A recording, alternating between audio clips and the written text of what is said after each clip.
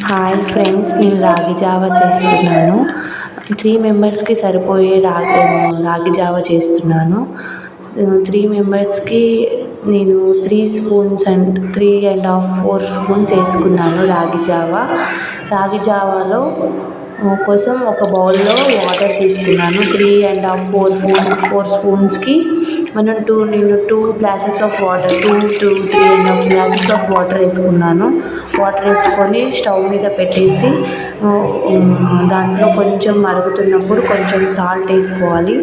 Salt వేసుకొని దీంట్లో రాగి జావా పిండిలో మనము ఫస్టే ఒక బౌల్లో వాటర్ వేసుకొని దాన్ని లంప్స్ లేకుండా, అంటే ఉండలు కట్టకుండా మంచిగా స్మూత్గా కలుపుకొని ఉండలు లేకుండా ఉంచుకోవాలి. ముందుగానే ఉంచుకొని దాన్ని పక్కకు పెట్టుకోవాలి రెడీగా.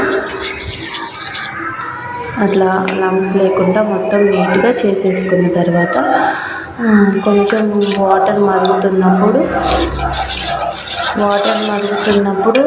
కొన్ని ఇలా లంప్స్ లేకుండా మొత్తం నేను ఎలా కలుపుకున్నానో అలా కలుపుకోవాలి. తర్వాత వాటర్ మరుగుతుంటే దాంట్లో కొంచెం సాల్ట్ వేసేసుకొని వాటర్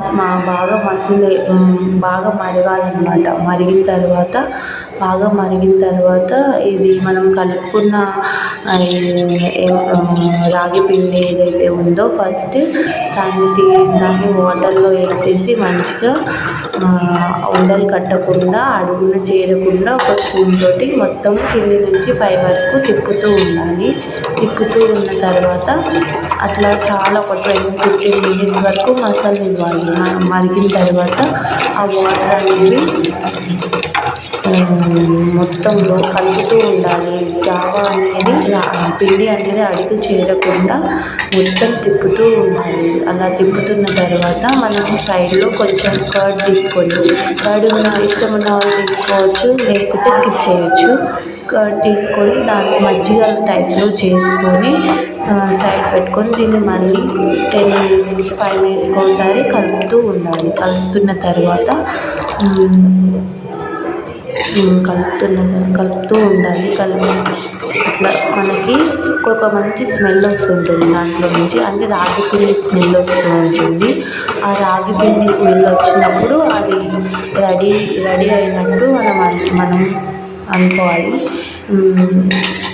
ఇప్పుడు అన్నీ అయిపోయింది. మనం మజ్జిగ ప్రిపేర్ చేసుకున్నాము. కర్డ్ తీసుకొని కొంచెం మిక్స్ లాగా చేసేసి దాంట్లో వాటర్ వేసేసి ఇట్లా మజ్జిగలాగా చేసుకొని పెట్టుకోవాలి. తర్వాత ఆనియన్, మీరు ఇష్టమంటే కొరియాండర్ లీవ్స్, కర్రీ లీవ్స్, మెంతి లీవ్స్ అన్నీ మనం దాంట్లో మిక్స్ చేసుకొని తాగొచ్చు. అది చాలా హెల్తీ ఉంటుంది. ఎర్లీ మార్నింగ్ టీ కాఫీ కన్నా ఇది తాగడం వల్ల